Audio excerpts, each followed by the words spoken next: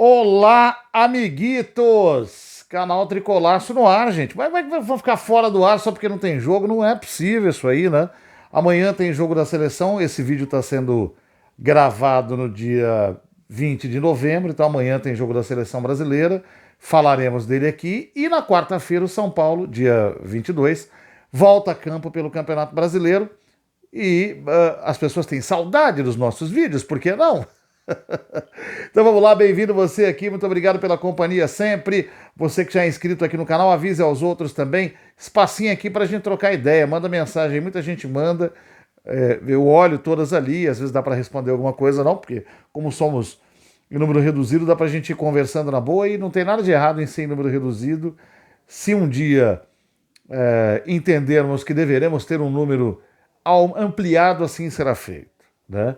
E aqui estamos nós para falar das coisas do São Paulo, aguardando o jogo que era da 30ª, agora nem lembro mais a rodada que era o jogo contra o Fluminense, se era a 32ª, 30ª, não lembro mais. Mas o fato é que o São Paulo vai jogar na quarta-feira contra o Fluminense, está no final da sua preparação. Mas o que tem chamado a atenção no São Paulo nesses últimos dias são as movimentações de bastidores, já que o time já é campeão da Copa do Brasil. Aliás, essa camisa aqui, ela tem história, porque essa é a camisa que eu usei no primeiro jogo da Copa do Brasil na final, dentro do Maracanã, porque a gente só conseguiu ingresso da torcida do Flamengo, então eu tive que ir com uma camisa neutra e fui com essa daqui. Era uma camisa muito especial nesta relação. Mas como o São Paulo ganhou a Copa do Brasil e agora aparentemente não corre nenhum risco no Campeonato Brasileiro, voltam-se as movimentações para o ano que vem. E até esse momento elas são bem estranhas. Porque a grande notícia, quando eu digo grande, não é no sentido de ser boa ou não, mas a notícia que foi relevante, que chamou a atenção nessa semana do São Paulo, foi a contratação do Luiz Gustavo. Volante, que estava jogando na Arábia Saudita, jogou pela seleção brasileira. A memória de quem tenta lembrar do Luiz Gustavo é da seleção brasileira naquele período ali, 2012 e 2014.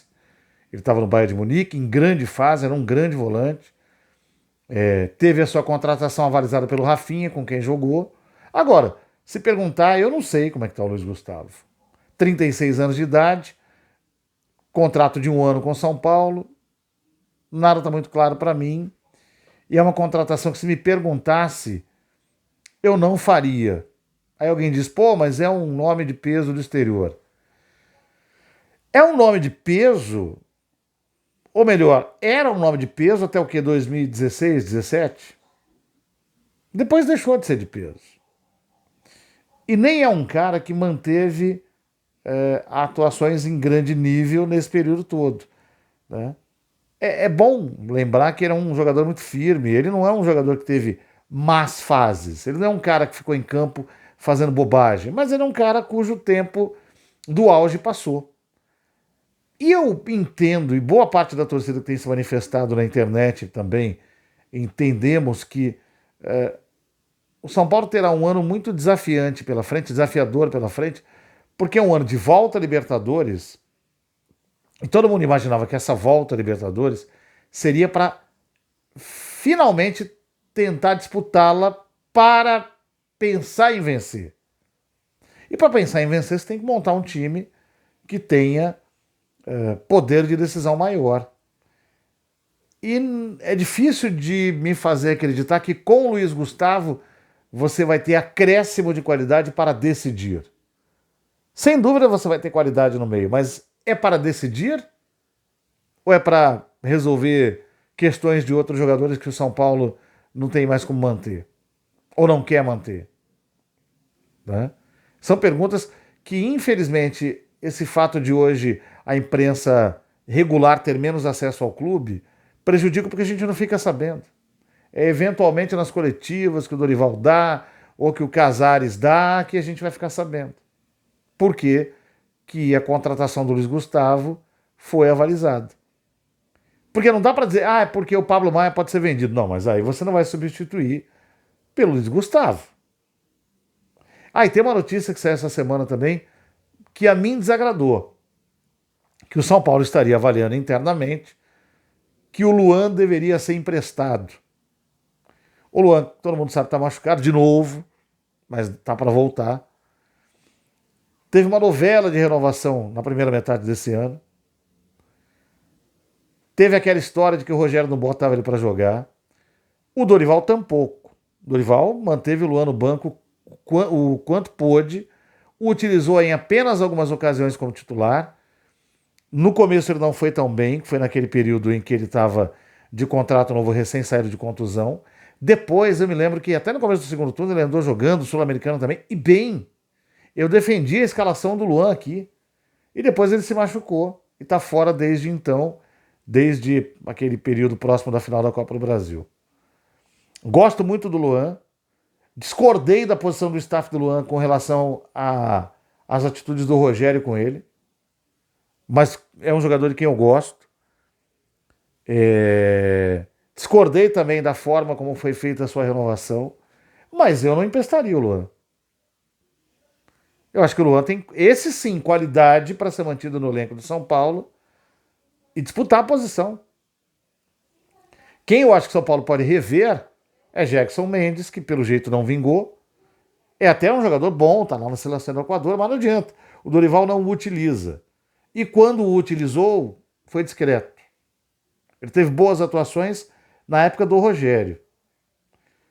E o Gabriel Neves, que o ano passado, virada do ano passado para esse ano, teve muita discussão se deveria renovar ou não, renovou, teve bons momentos nesse ano, até um pouquinho depois da metade do ano, depois parou de jogar, cara.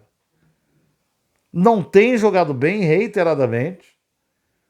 E se fosse para colocar em disponibilidade, acho melhor colocar ele e talvez o Jackson Mendes e manter o Luan, né? Ou o São Paulo vai se desfazer do Alisson? Não me parece. Eu não sou o maior fã do Alisson, mas ele está em boa fase. O Dorival gosta, creio que ele vai ser mantido. Então, realmente, essa história de Luiz Gustavo foi a mais estranha da semana. A outra, ela é polêmica. Tem a ver com o Wellington Rato e a sua renovação antecipada. O Wellington Rato foi contratado pelo São Paulo para esta temporada, contrato até 2025. São Paulo renovou, esticou o contrato até 2026. Deu discussão na internet com muita gente metendo pau, que é um jogador ruim, um jogador de má qualidade, o São Paulo está renovando para quê? Eu gosto do Rato. Eu fui um dos que achava que ele tinha que ser contratado, inclusive, na época. Achava que era um jogador que fez um bom papel naquele bom Atlético Goianiense que acabou caindo, mas que era bom até a primeira metade do ano passado. Agora, evidentemente, ele não é um jogador de primeira grandeza, mas ele ajudou o São Paulo quando precisou. Porém, eu também não renovaria mais um ano antes de terminar esse vínculo, porque a gente não sabe como é que vai ser o Rato no ano que vem. E se ele for mal pra caramba? Vai justificar essa esticada no contrato? A outra questão está nos outros contratos que o São Paulo tem de empréstimo. Um deles ainda mantém, né, que é o Michel Araújo. Tem a questão do Caio Paulista ainda, mas tem mais um período, mais um pedacinho. Não vão poder jogar contra o Fluminense quarta-feira. Acho um idiota esse negócio. Tanto de lá, quanto de lá para cá, quanto daqui para lá. Para mim, tá no time, joga e dane-se se é emprestado. Mas no Brasil ainda se sustentam esses contratos. Tem o Ferrarese, que ainda é uma questão, porque custa caro.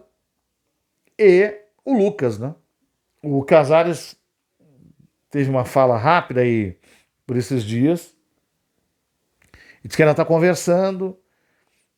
Gostaria que ficasse, mas não cravou que o Lucas fique. Para mim é o mesmo caso da época que ele foi contratado. Eu acho que o Lucas tem que querer ficar. Eu acho que... Aí é tudo eu acho, porque é opinião pessoal. Mas se eu sou o Lucas, se a única proposta que aparece é dos Estados Unidos, eu não iria ainda. Mas por isso que eu disse, é pessoal. É um desejo dele viver lá, então não tem que discutir. Tem que ir. Agora, a conversa não pode ser do ponto de vista de competitividade, porque não terá. Não terá. Vamos pegar o exemplo do Messi. O Messi já parou de jogar no final do mês passado e só volta em março do ano que vem. Porque como lá não tem pontos corridos, o time foi desclassificado e não tem futebol para jogar. Tem amistoso, tem torneios paralelos, mas o torneio principal da MLS não tem. Mas o Messi vai terminar a carreira. O Lucas, até onde eu sei, não tem essa pretensão. Acho que voltar à Europa é um desejo real da parte dele. Quando ele deixou o Tottenham, bateu algumas portas, não rolou. Eu acho que ele deveria voltar para a Europa para um clube onde o peso seja razoável e onde ele seja importante. Ele já disse que atrela a sua permanência no São Paulo à disputa de títulos. Ele meio que coloca a diretoria na parede, ó, tem que reforçar esse time aí. Não é com o Luiz Gustavo que esse reforço para ganhar títulos virá. Aliás, só para encerrar, eu não detesto o Luiz Gustavo. E ele pode surpreender a nós todos em campo. Só que ele tem 36 anos.